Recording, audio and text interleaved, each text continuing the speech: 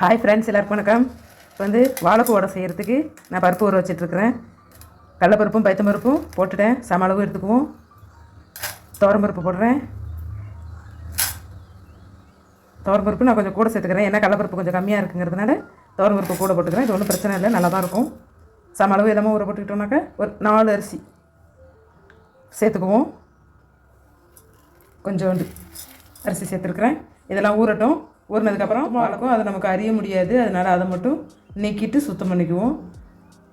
அதை எடுத்து சரி பண்ணி வச்சுக்குவோம். பக்கத்து வீட்டில் மரத்தில் கொடுத்தாங்க, நேற்றையே பறிச்சிட்டேன்னா அது இதெல்லாம் உதிர்ந்து கொட்டுது. ஒன்றும் வேஸ்ட் இல்லை, நம்ம எடுத்துக்கலாம்.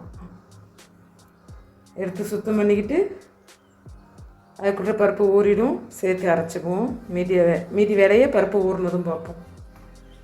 வாழைப்பூ நரம்புலாம் எடுத்தாச்சு. நரம்பு எடுத்துட்டு தண்ணியில் போட்டு அலசி மிக்ஸி ஜாரில் வச்சுருக்குறோம். ஊற வச்ச கடலைப்பருப்பு, பருப்பு, துவரம்பருப்பு, கொஞ்சோண்டு அரிசி, நரம்பு எடுத்த வாழைப்பூ எல்லாம் மிக்சியில் சேர்த்துருக்குறேன். இதுக்கு மேலே கொஞ்சோண்டு பூண்டு பல், ஒரு 10 பூண்டு பல், கொஞ்சம் சோம்பு சேர்த்துக்குவோம். கொஞ்சம் சோம்பு சேர்த்தாச்சு, பூண்டு பல் சேர்த்துக்கிட்டாச்சு. இதுக்கு மேலே காஞ்ச மிளகாய் கொஞ்சம் போடுவோம். நாங்கள் கொஞ்சம் காரம் தூக்கலாக சாப்பிடுவோங்கிறதுனால ஒரு 15 மிளகா கிட்ட போட்டிருக்கிறேன். இது எல்லாத்தையும் கொஞ்சம் குறப்பாக ஓட்டி எடுத்துக்குவோம். குறப்புன்னு வேண்டியதில் நைஸ் தான் இருக்கணும், ஆனால் மாவாக இல்லாமல் கொஞ்சம் குறப்பாக மிக்சியில் அடித்து எடுத்து பார்ப்போம்.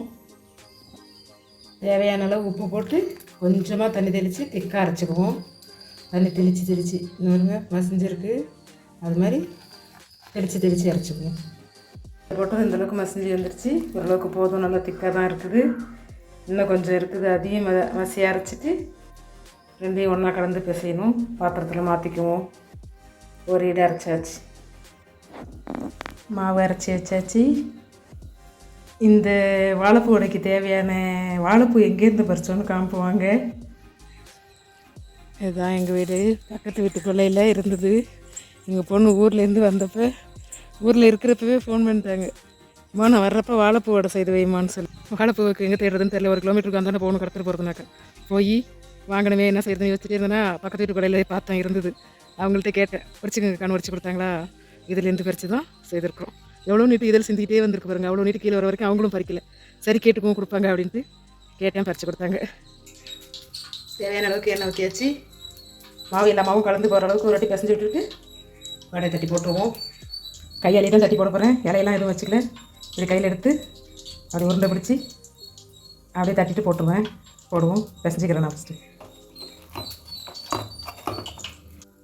இன்னும் கஞ்சிருச்சு, தட்டி வச்சு வடையை போடுவோம்.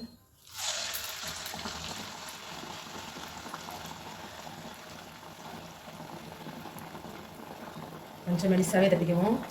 கவனமாக போடுங்க, கையில் ஒட்டிக்கும். எல்லாம் போட்டதுக்கப்புறம் தீ கொஞ்சம் சிம்மில் வச்சு வேக வைப்போம்.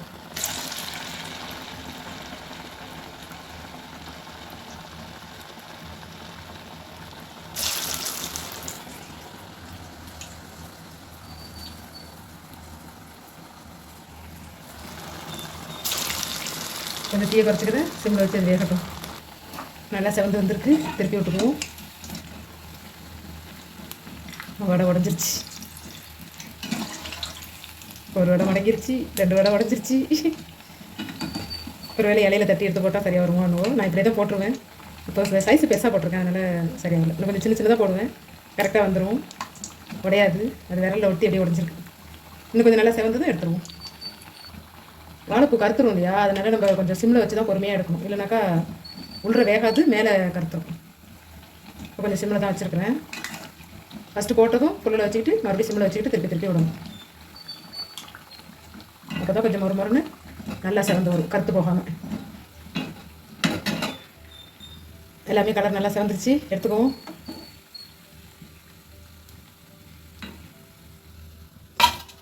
நல்லா மொறுன்னு இருக்குது, சவுண்டு கேட்குறது பாருங்க, வடை கீழே வருது.